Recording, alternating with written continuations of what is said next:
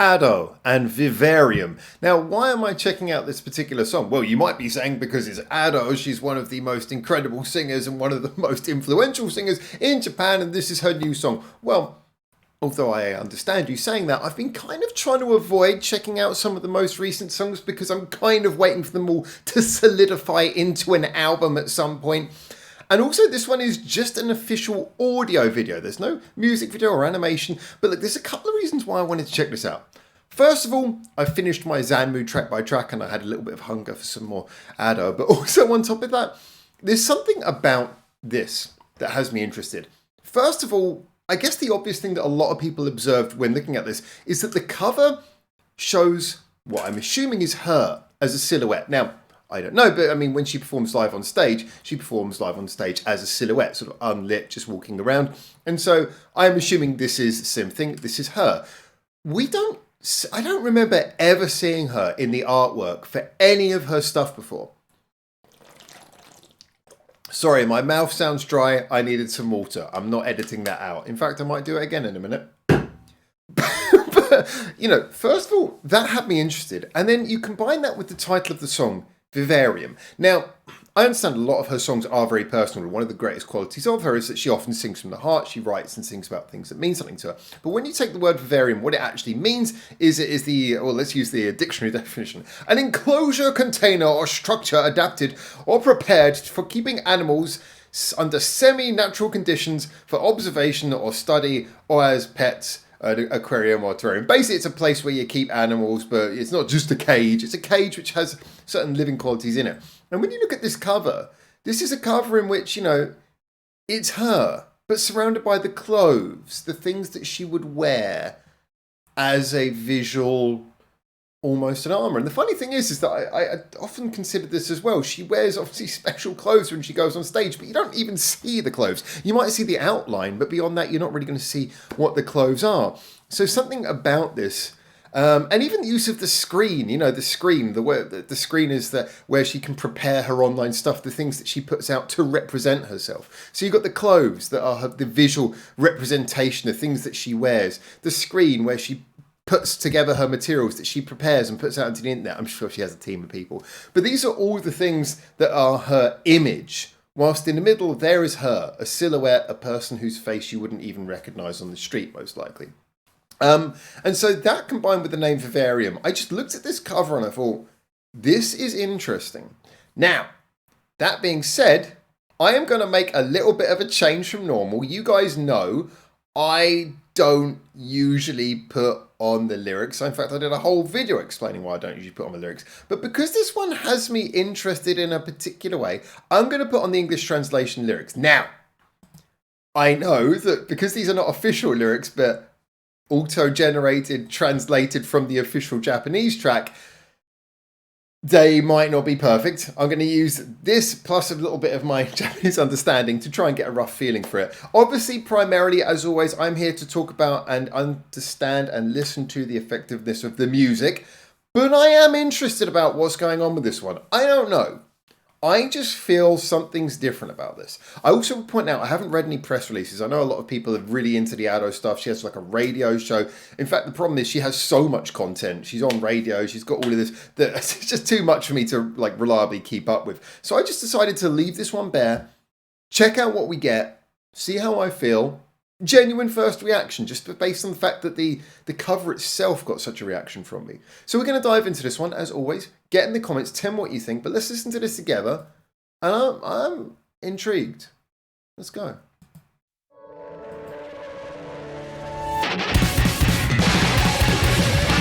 Woo! Is this Sokoninaru time already?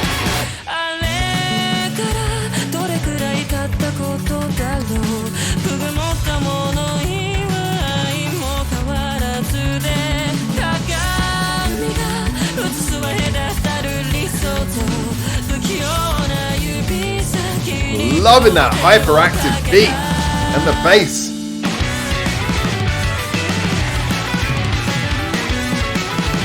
Oh, it's so prog.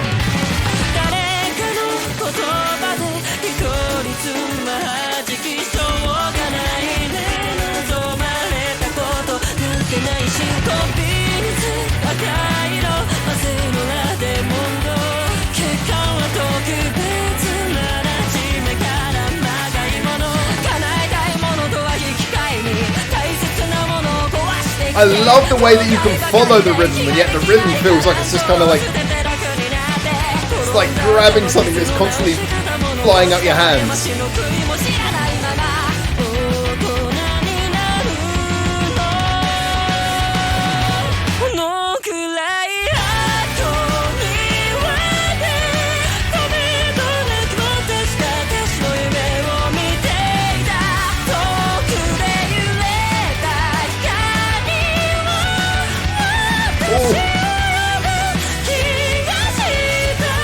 Oh, that's such a glorious high note.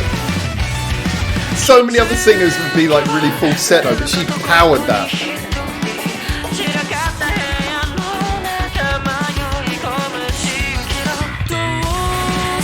Yeah, the lyrics are definitely interesting.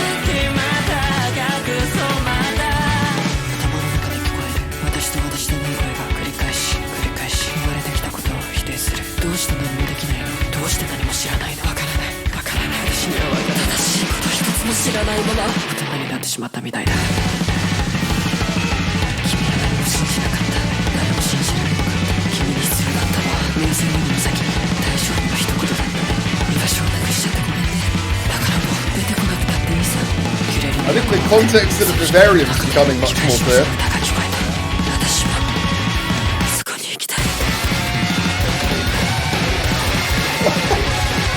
I love this kind of chaotic arrangement. It's like the chaos in her mind is playing out in the song.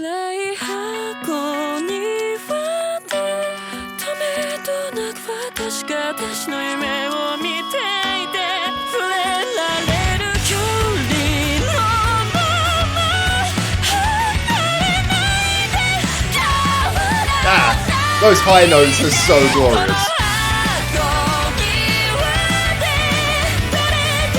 I need to know who wrote this.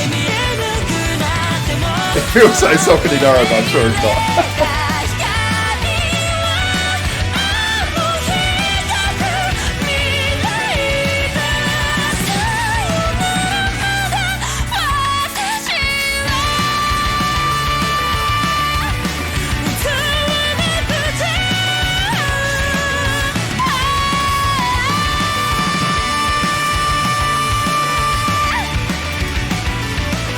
I love how the song sort of settles in this last bit and becomes kind of nice and predictable, so you can really just follow it. Good build up at the end.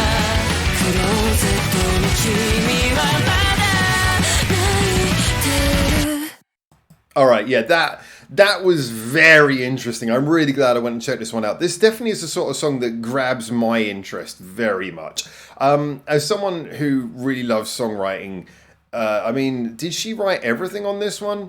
No, okay, there's, okay.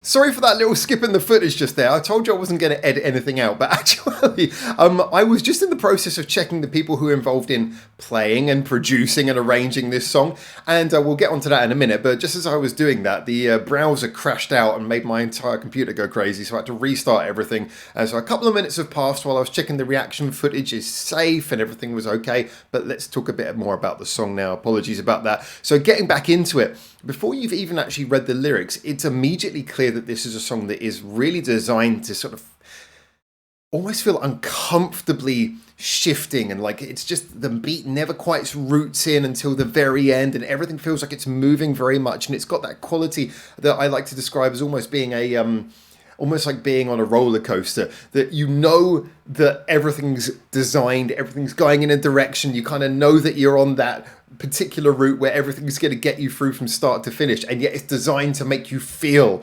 uncomfortably like you're, oh, like you could fall off at any minute, oh, I'm going to hit something. It's designed to have that kind of thrill of not feeling safe whilst also being very well designed at the same time, and that's the feeling that I feel this song is going for, that kind of uncomfortableness, which obviously is very much because of the lyrics. We'll get onto that in a minute, as I say. And looking through, as mentioned, I did see the people who are involved in this. Now, there's a young bassist, he's 27 years old, so it's not young by my standards, who was involved in this. Obviously, given a lot of credit. They singled out the sorry, that's not him. Singled out the bassist in particular here, got a special credit. And then the song was actually arranged by this gentleman Takafumi, who seemingly has got a lot of writing credits.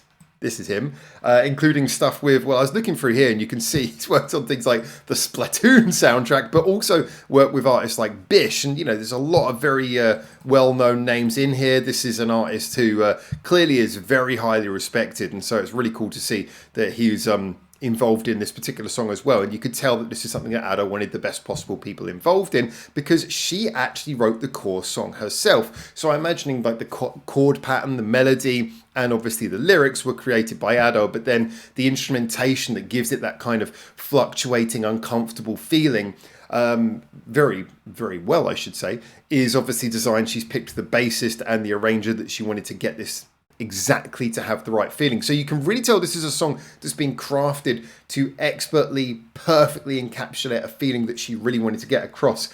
So she starts with an idea of a song, passes it on to the best possible people to fill in the blanks and surround her core of the song with the correct sort of peripheral things, bass, drums, all of this. So I'm starting to understand now a lot of the purpose behind this song.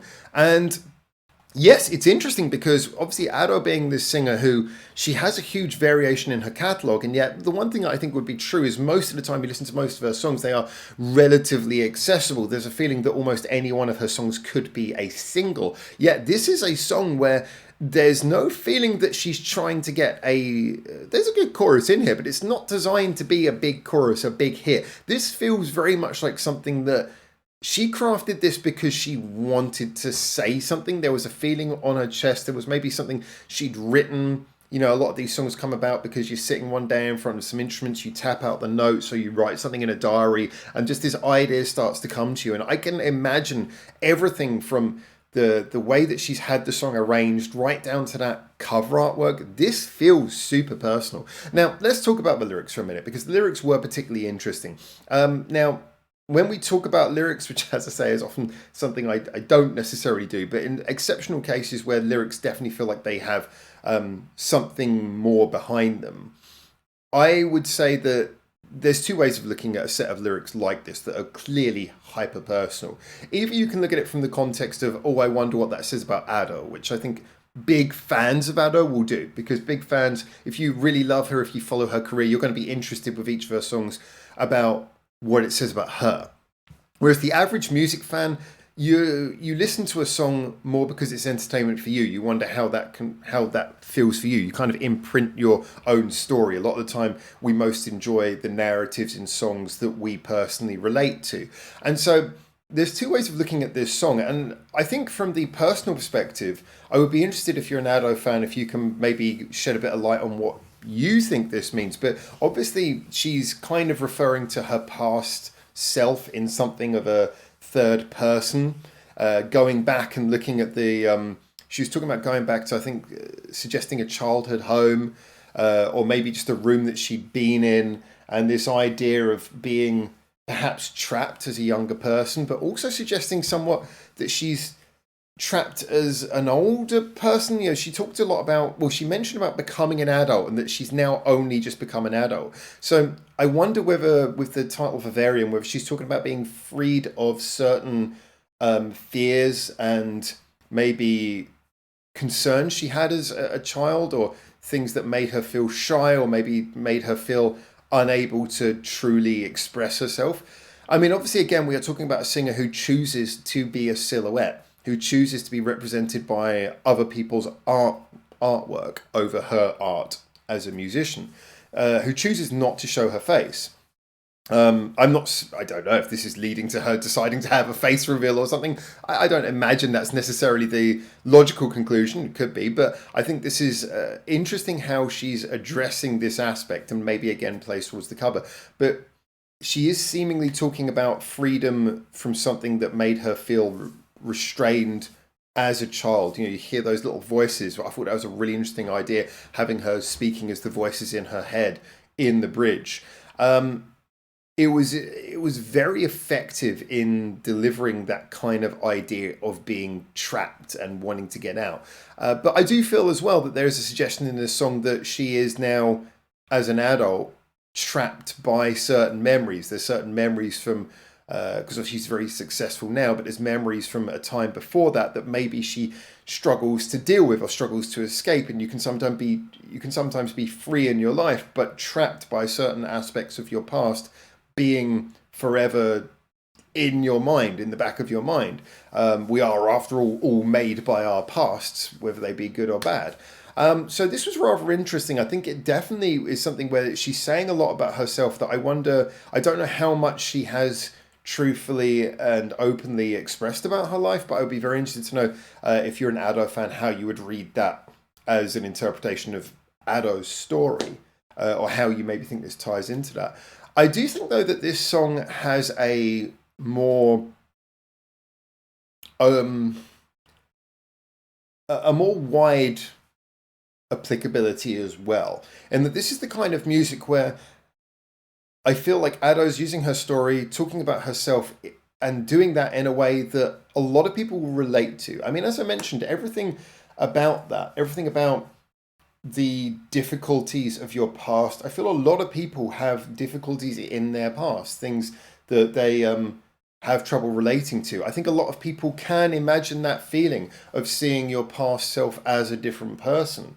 Not to make it personally about me, but I know that feeling that often I think about myself prior to moving to Japan, and I look at that person, and I think that doesn't feel like me. That does feel like another person, and yet I've inherited that person's choices and that person's life. Love the choice to move to Japan, by the way. Good choice, past Howard. But the thing is that there's so many things about this that I feel many people would benefit from, or at least feel sympathy from, or at least get some catharsis from hearing. And as mentioned again, I feel many people feel that their future, or at least their present, is somewhat not coloured, not tainted, but is very much always in the shadow of the things that happened in the past. So there's a lot of things that like I say, things you carry with you. So it's important to look at this song both as a reflection of Ado's life, but also the fact that I feel like she's utilizing her story, and she's telling her story in a way where it's not too laden with specifics. I am sure there's enough specific stuff in there that you can really tell a lot about Ado's story, but there's also not so many specifics in there that you as a casual listener couldn't listen and imprint it upon your story, see it as your song, imagine it as catharsis for what you've been through. So for me, this was a very interesting song. I think that the lyrics definitely gave an explanation to what was happening in the song. The song itself is not her catchiest. I wouldn't exactly put it out as a single from the terms of being a big hit, but I would say that this is the sort of song that could definitely go viral and be a big hit, more because of the fact that it would be something that people can relate to. I feel that there's something incredibly relatable in this song that I think would be very useful for a lot of people. I mean, ironically, again, not drawing it too much back to myself, but as you guys know, one of the bands the band who I do show most support to, Caramel Candid, one of their greatest qualities is that apart from the songwriting, their lyrics are incredibly meaningful to a lot of people, and they have so many people who've come up to them in the past, and I know a lot of their fans who go to their shows are people who otherwise never go to live houses, and maybe have never been to a live house in their life before, but just say to them, look, your lyrics really speak to me. They're a girls band who appeal primarily to women, actually, because of the fact their songs are relatable to other women. And I feel in a weird way that this is something that, again, this is a song where musically it is a musical shorthand for what's being said in the lyrics, chaotic, aggressive, but very much on a roller coaster that you can follow because it's so expertly crafted. And it all does the job of conveying a message that I think is universally relatable. And I'd be very interested to know what you think about that side as well. But anyway, as always, get in the comments. Tell me what you think. This was very interesting. And until I hopefully see you very soon in Japan for the next one of these. For now, ciao, ciao.